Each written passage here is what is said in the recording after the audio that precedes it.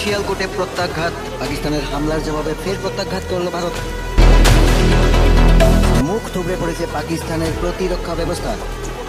ফের একবার F-17 নিয়ে পাকিস্তান হামলার চেষ্টা করল। টার্গেটে ছিল জম্মু, পাঠানকোট, তালোয়ার, আগ্নো, আর-এস-পুরা, সাম্মা এবং জান্নি হিমাটার মতো 7টি শহর যেগুলি একেবারেই ধ্বংস হয়ে যেতে পারত।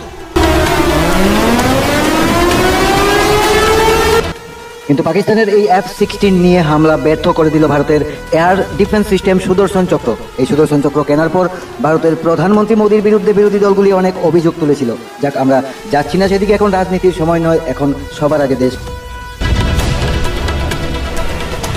তাই আমরা ধন্যবাদ ও কৃতজ্ঞতা জানাই আমাদের দেশের প্রধানমন্ত্রী নরেন্দ্র মোদীকে।